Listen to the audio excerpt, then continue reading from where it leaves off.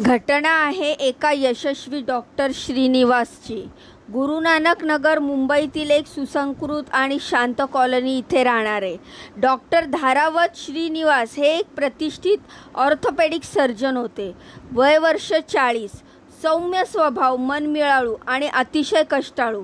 त्यांच्या 4 सदस्यांच्या कुटुंबामध्ये त्यांची वृद्ध आई रमणमा वय 65 आणि पत्नी उषा वय वर्ष 38 आणि 2 गोंडस मुलं, शैलजा वय वर्ष 11 आणि श्रीहान वय वर्ष 6 असे सगळे हसतमुख आणि सुजान शैलजा अतिशय हुशार मुलगी होती। शाळेत नेहमी अव्वल, तर श्रीहान नुकताच पहिलीत गेला होता।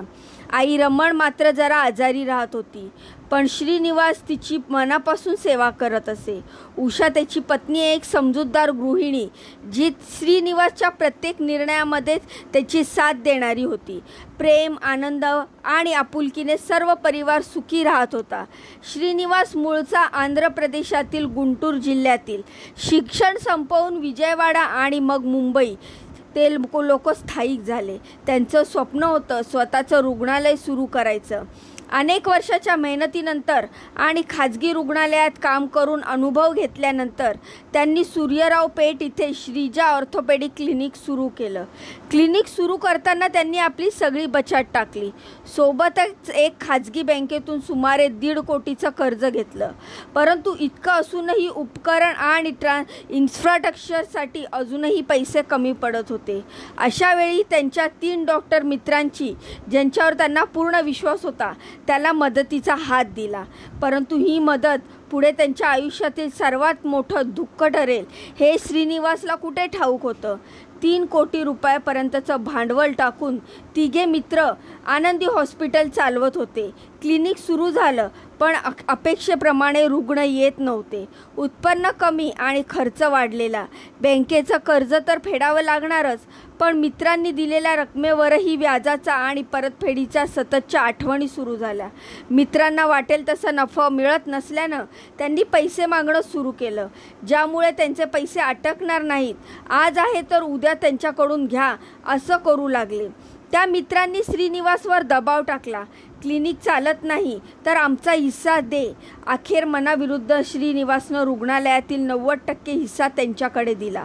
पण एवढ्यावरच ते थांबले नाही। त्यांनी त्याला केवळ एक नोकर बनवलं। रोज अपमान, आदेश आणि शंकेची वागणूक मिळू लागली। त्यांचा आत्मविश्वास ढासळू लागला। रोज वेळेपेक्षा जास्त काम करून घेऊ लागले। मित्रच वैरी बनले आणि त्याची जाणीव त्यांना होऊ लागली। रात्री उशिरापर्यंत आणि सकाळी लवकर असं वागणूक ते देऊ लागले। त्यांचं कुटुंब समवेतनाचं होतं, तो यांची हांजी करण्यामध्ये जात होता। घरीही तो तणावाखाली असे। उषा सतत विचारत असे, काय झालंय, का बोलत नाहीस? पण श्रीनिवास फक्त शांत बसून राहायचा। रमण अम्मा सुद्धा त्याच्या चेहऱ्यावरचा बदल टिपू लागली होती। मुलं त्याचं लक्ष वेधण्याचा प्रयत्न करत होते, पण त्याचं मनोविश्व अंधारात गेलं होतं। त्या दिवशी मुलगी शैलजा बाहुली घेण्यासाठी हट्ट करू लागली, पण ती ना देऊ शकल्याने श्रीनिवास विचारात पडला। त्याला जाणीव झाली की इतकं सर्व करून आपल्याकडे आपल्या मुलांना आनंद ठेवण्यासाठी काहीच नाही आहे। एक दिवस रात्री उषाने हलक्या फुलक्या शब्दात म्हटलं, आपल्याकडचे पैसे संपलेत का? श्रीनिवासनं डोळे मिटले। त्याच्या डोक्यात एक भीषण विचाराने जन्म घेतला, जर मी गेलो तर हे सगळे अनाथ होतील। त्याच रात्री त्याने निर्णय घेतला, त्यांना माझ्याशिवाय जगू देणं म्हणजे नरक। त्यांना खूप विचार केला, मी गेलो तर त्यांच्यासाठी काय करू? त्यानं प्लॅन बनवला, शांत थंड डोक्यानं। 25 एप्रिल रोजी तो गुरु नानक नगरमधील एका सुपरमार्केटमध्ये गेला आणि 2 धारदार चाकू विकत घेतले। खूप वेळ त्या चाकूकडे बघत राहिला। आता काय करू आणि कसं करू? आपल्याच परिवाराला संपवू का? तो आता मानसिकपणे पूर्णपणे ढासळला होता। त्याचं आयुष्य संपल्यासारखंच त्याला जाणवत होतं। रात्रीची पहाट होऊ लागली। मंगळवारची पहाट। घरात सगळे गाढ झोपले होते। श्रीनिवासने आधी आपल्या आईच्या खोलीत प्रवेश केला। रमण अम्मा झोपलेली होती। तिच्या चेहऱ्यावर शांतता होती।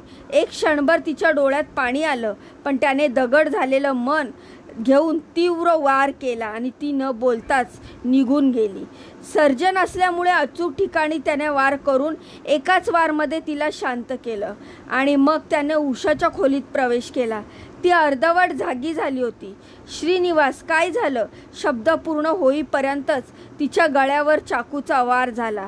ती थरथरत खाली कोसळली. डोळे विस्फारलेले, शेवटची नजर प्रश्नांनी भरलेली. त्याच्या छोट्या मुली शैलेजा त्यांच्या खोलीत त्याने प्रवेश करताच तो थबकला. शैलेजा गाढ झोपलेली. तिच्या हातात तिचं आवडतं टेडीबिअर होतं. मुलीला बघून तो तुटला. पण आल्यानंतर हे अनाथ होतील आणि मी गेल्यानंतर ह्यांना कोण बघणार? त्यांच्या खाण्यापिण्याचे हाल होणार. माझे मित्र त्यांना जगू देणार नाहीत. अनेक विचार त्याच्या मनात आले. श्रीनिवासने डोळे बंद करून वार केले. मग श्रीहानकडे वळला. तो नुकताच झोपेतून उठलेला. बाबा, त्याने विचारलं, पण बाबाने उत्तर दिलं नाही. 6:30 वाजता श्रीनिवासने घरातील काही रोख रक्कम, दागिने आणि मालमत्तेचे कागदपत्र एका बॅगेत भरून गाडीमध्ये ठेवली. गाडीच्या चाव्या आणि एक चिठ्ठी त्याने गेटवरील बॉक्समध्ये ठेवली. चिठ्ठीत फक्त एवढं लिहिलं होतं, हे मी केलंय, माझ्यावर कोणी जबाबदारी नाही आहे आणि मला माफ करा. घरात परत येताच त्याने वरांड्यात एक दोरी बांधली. त्याने त्याआधी आपल्या मोबाईलवर एक व्हॉइस मेसेज रेकॉर्ड केला आणि आपल्या ग्रुपवर पाठवला. माझी चूक आहे, मी अपयशी ठरलो. मित्रांनी मला संपवलं, माझी स्वप्न मोडली. माझं कुटुंब अनाथ होऊ नये म्हणून मी त्यांना घेऊन चाललोय माझ्याबरोबर. कुणीही दोष ठेवू नये आणि माझ्यावर. मग त्याने गळफास घेतला, स्वतःचा शेवट केला. सकाळी श्रीनिवासचा भाऊ दुर्गाप्रसाद घरी आला आणि गेटवरती चिठ्ठी आणि गाडीच्या चाव्या पाहिल्या. त्याने धावत घरात प्रवेश केला आणि समोरचं दृश्य पाहून तो कोसळला. जे बघितलं ते अतिशय धक्कादायक, वेदना देणारं होतं. अख्खं कुटुंब एकाच वेळी संपलं होतं.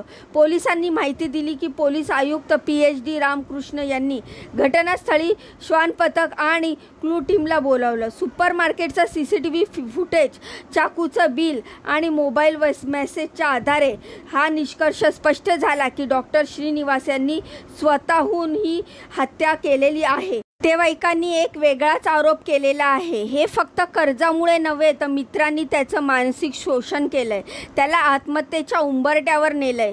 श्रीनिवासचे वडील जमले नायक हे पूर्वीचे पोलीस अधिकारी, तर भाऊ न्यायाधीश दुर्गाप्रसाद न्यायाधीश आहे. तर श्रीनिवासचं सासरही संपन्न. मग एवढं काय कमी पडलं? जर कुटुंब शिक्षित आणि मदतीला पोलीस न्यायाधीश असताना असं का करावं लागलं? त्यांची तो मदत घेऊ शकत होता, पैसे त्यांच्याकडून घेऊ शकत होता. पण उत्तर एकच होतं, माणूस जेव्हा विश्वासघात अनुभवतो तेव्हा त्याचं मन जास्त दुखावतं आणि दुःख जेव्हा भीतीत रूपांतरित होतं तेव्हा तो विचार करत नाही आणि तो फक्त संपवतो. विश्वासघात हा इतका खराब राहतो की माणूस पूर्णतः खचून जातो. त्याला विचारच येत नाही. गुरुनानक नगर अजूनही स्तब्ध आहे.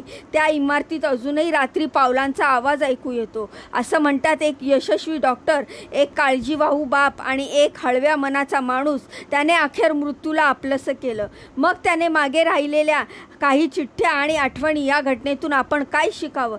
तर एका डॉक्टरच्या आत्महत्येची ही एक गोष्ट नाही आहे, तर मानसिक आरोग्य, नातेसंबंधातील विश्वास आणि समाजाच्या आर्थिक रचनेतील क्रूर वास्तव यांची एक खोलवर आरसा प्रमाण आहे. श्रीनिवाससारख्या यशस्वी आणि प्रतिष्ठित माणूस, ज्याकडे शिक्षण, कौटुंबिक आधार, समाजातील स्थान होतं, तो इतक्या मोठ्या निर्णयाकडे का वळला? यामागे गोष्टी कुठल्या दडल्यात? व्यवसाय आणि मैत्री एकत्र करताना अतिशय विचारपूर्वक पावले टाकायला हवीत. विश्वास ही नाती टिकवते आणि विश्वासघातच नातं नव्हे तर पूर्ण माणूसाला तोडून टाकतो. तर शरीराच्या इतकंच मानसिक आरोग्य देखील महत्त्वाचं आहे. कोणीतरी गप्प वाटतं, उदास वाटतं तर त्याच्याशी संवाद साधा. मनाच्या वेदना अश्रूंनी नव्हे तर संवादाने हलक्या होतात. आत्महत्या ही शौर्याची वाट नव्हे, ती दुःखात भर घालणारी शोकांतिता आहे. कोणतीही परिस्थिती कितीही कठीण वाटत असली तरी ती कायमची नसते. मदत मागणं ही कमजोरी नव्हे तर हीच खरी हिंमत आहे. ही घटना आपल्याला काय सांगते? तर एक यशस्वी चेहरा खूप दुःख लपवू शकतो. त्यामधून आपण काय शिकायला हवं की लोकांचं दुःख ओळखा, वेळेवर मदत करा, संवाद ठेवा आणि सर्वात महत्त्वाचं, कुणालाही एकटं पडू देऊ नका. ही घटना ऐकून याविषयी आपल्याला काय वाटतं? आपली प्रतिक्रिया मला कमेंटच्या माध्यमातून नक्की सांगा. आधी व्हिडिओला लाईक करा, चॅनलला सबस्क्राईब करा. तुमच्या या बहिणीला पुढे जाण्याचा एक चान्स नक्कीच द्या. तर भेटूया पुढच्या व्हिडिओमध्ये अशीच महत्त्वपूर्ण आणि दमदार अपडेट घेऊन. तोपर्यंत बाय आणि नमस्कार.